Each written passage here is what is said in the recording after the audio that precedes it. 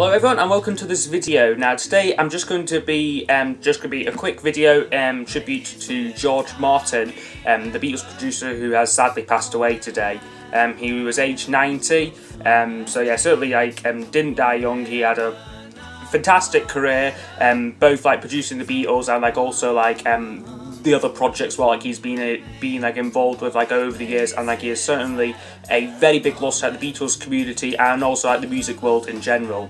But as I first heard the news this morning, I was just getting ready for work, and on BBC Breakfast, it was the main story. George Martin has passed away. Really sad news.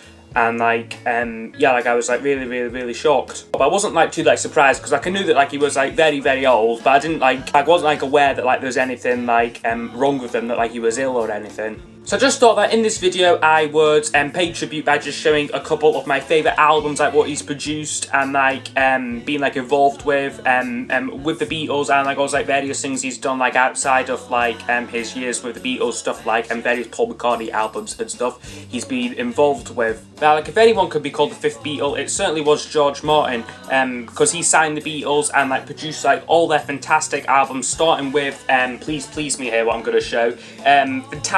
Fantastic album, most of it recorded famously in one day, and that just shows how efficient the Beatles were, and also George Martin was at committing their songs to tape as well. Right now, I'm going to skip forward a couple of years, and this is for me where George Martin and Beatles it really became a collaborative thing here with the album Rubber Soul here. For instance, George Martin contributes the piano solo on In My Life, the harpsichord piano solo, absolutely fantastic, and just serves the song really well. But and it was also amazing as well with his production was compare this to other contemporary 60s records, stuff by The Who and the Kinks. This is a much cleaner sound. Those records are great, but this is a much cleaner sound. And there was nothing what compared in terms the sound and production to these Beatles records in the mid 60s. They just sounded absolutely phenomenal, and that was certainly thanks to George Martin's production techniques. And I'm now just going to quickly show what I would probably consider his best production. Now, for me, this isn't my favourite Beatles album, but it is the one that I think sounds the best out of everything they ever done. It is Abbey Road.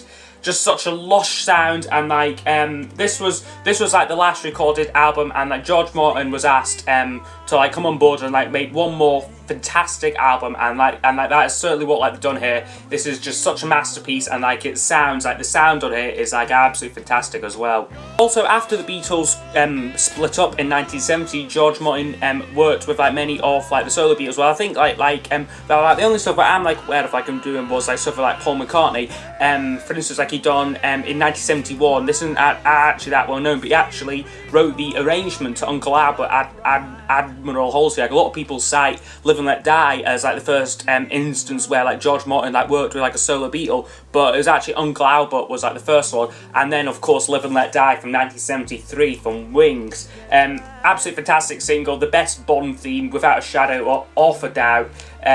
Fantastic arrangement on it, and so Live and Let Die is certainly one of his finest achievements. In the late 70s, George Martin opened up his studio called Air Studios. This was in Montserrat. I believe they also had a location in London. Many artists who recorded at Air Studios included Dire Straits, The Police, Phil Collins, and of course Paul McCartney. He done his album Tug of War at Air Studios in Montserrat, and this is one of McCartney's absolute best albums, as is Pipes and Pieces, the other one what was recorded around the same sort of time as this.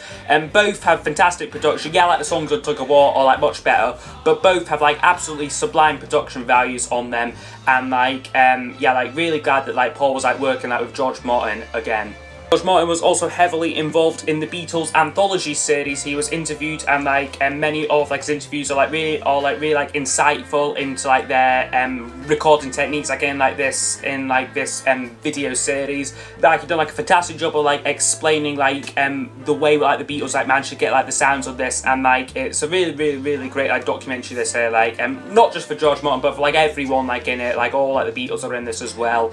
So yeah, it's a fantastic documentary documentary series. And now the most recent thing that I'm aware of like what he worked on was this album here, which is The Beatles' Love.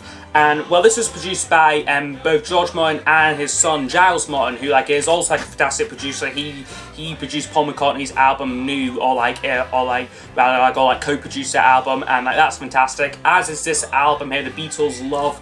This holds a special place in my heart. This album, this is what got me interested in the Beatles back in 2006 when this came out. So yeah, this will always be like a personal favourite of mine, and like it's sort of like mashups of songs, but it's done really well. Like you think, oh, mashup album, that's going to be naff, but this is a really fantastic listen, and like yeah, it got me like into the Beatles. So like this definitely holds a special place in my heart. Guys, yeah, I hope you have enjoyed this video. Like, wasn't like too sure of like what to do, but like I wanted to do something like just to like pay tribute to like, the great man George Martin, who is like a massive loss out in the music world, and like certainly the fifth Beatle without a shadow of a doubt. So yeah, rest in peace, George, and I will see you all next time. Goodbye.